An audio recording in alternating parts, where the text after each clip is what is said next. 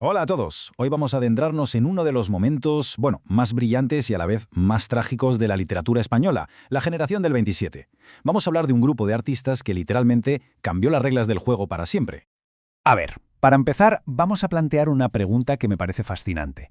¿Qué sucede cuando los poetas más brillantes de un país no son solo contemporáneos, sino que son, un grupo de amigos? O sea, gente que comparte cafés, ideas, confidencias. ¿Qué puede salir de algo así?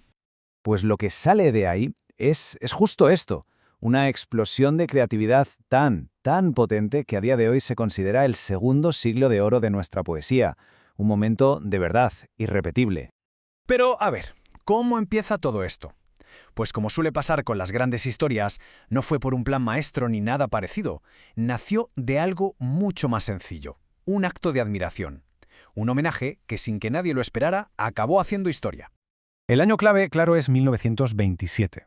¿Qué pasa ese año? Pues que este grupo de poetas, todos jóvenes, se juntan en Sevilla. ¿El motivo? Conmemorar los 300 años de la muerte de un gigante del barroco, nada menos que Luis de Góngora. Y es ese acto, ese homenaje, el que les da nombre y una primera identidad como grupo. Pero lo que de verdad los hizo únicos fue su objetivo. Ojo, porque no querían romper con todo lo anterior, que era lo típico de las vanguardias. No. Ellos buscaban lo que llamaban una poesía pura. Algo nuevo, sí, pero sin darle la espalda a toda la tradición literaria española. Su idea era más bien construir sobre los cimientos de los grandes clásicos. Y claro, necesitaban un lugar de encuentro, un centro de operaciones. Y ese fue un sitio ya legendario, la Residencia de Estudiantes de Madrid. La Resi, como se la conocía, no era un simple sitio para dormir, que va, era un auténtico hervidero de ideas, el lugar donde se juntaban intelectuales, artistas, científicos, el epicentro donde todas estas mentes brillantes, pues, chocaban y creaban magia. Bien, vamos a meternos ahora en cómo construyen su arte, porque es aquí donde está la verdadera genialidad del grupo. La clave no era elegir entre una cosa u otra, sino todo lo contrario, se trataba de unir, de tender un puente entre dos mundos que en principio parecían totalmente opuestos. Y su gran logro fue ese, conseguir una síntesis perfecta. Fijaos, por un lado, cogen la tradición, ¿no? Los romances de toda la vida, la métrica clásica, la cultura popular, y por otro, lo mezclan, lo fusionan con las corrientes más rompedoras que venían de Europa, el surrealismo, el modernismo, toda la vanguardia. Y al hacer esa mezcla, ¡boom!, lo que consiguen es crear un lenguaje poético completamente nuevo. Claro que una generación no es solo una idea abstracta. Al final, son personas, son nombres, son voces. Voces únicas que, todas juntas, formaron un coro que es inolvidable. Así que vamos a ponerles cara, a escuchar un poquito de su talento. Y hay que empezar, claro, por el gigante, Federico García Lorca. Es que nadie como él supo unir eso que llaman el duende, esa magia tan de la cultura gitana y andaluza, con las imágenes superpotentes, casi de sueño, del surrealismo. Su poesía es eso, es tierra y es sueño, todo a la vez. Luego está Rafael Alberti, un poeta con una maestría técnica que es asombrosa. Y en su obra hay algo que se repite mucho, la nostalgia. Esa nostalgia por un paraíso perdido, que casi siempre es el mar de su infancia. Es una constante que de verdad conmueve, por su pureza, por su melancolía. Y por supuesto, no podemos olvidarnos de Pedro Salinas. A él se le conoce como el poeta del amor. Pero cuidado, no hablamos de un amor superficial, de postal. Hablamos de un amor mucho más intelectual, casi filosófico. Él lo que hace es explorar la esencia misma de una relación amorosa, y lo hace con una inteligencia y una sensibilidad que son fuera de serie.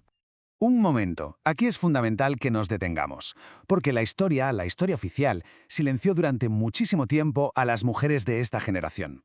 Hablamos de artistas, escritoras, pensadoras, nombres como Maruja Mayo, Rosa Chacel o Concha Méndez.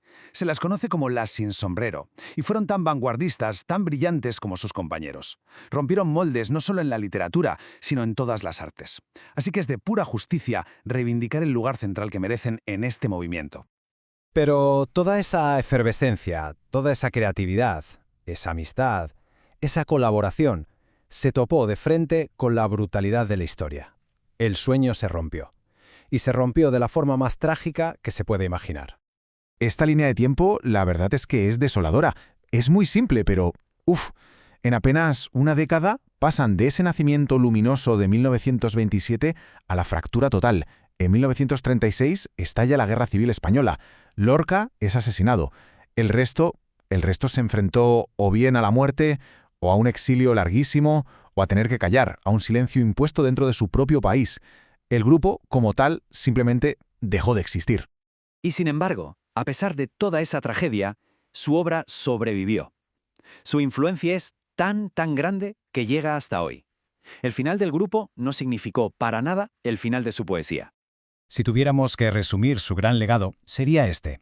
Consiguieron que la alta poesía, la más culta, se pusiera a hablar con la canción popular, con lo que cantaba la gente. Crearon un arte que era sofisticado y a la vez súper accesible, universal. Rompieron esa barrera que siempre parecía existir entre la élite cultural y el pueblo. Al final, es que es así. El arte fue el único puente que sobrevivió a la guerra. Mientras el país se estaba destruyendo y sus propias vidas se rompían en 1000 pedazos, los versos que ellos escribieron se mantuvieron en pie, firmes. Un puente que conectaba con el pasado, que se proyectaba al futuro y que por encima de todo ha logrado sobrevivir al olvido y a la destrucción. Y terminamos con esta reflexión. A ver, si en medio de la mayor de las barbaries la creación sigue adelante, si un simple poema puede durar más que un régimen entero, ¿qué nos dice eso sobre el espíritu humano, sobre esa capacidad que tenemos para encontrar belleza y sentido incluso en los momentos más oscuros? Es una pregunta que su legado nos deja ahí, para siempre.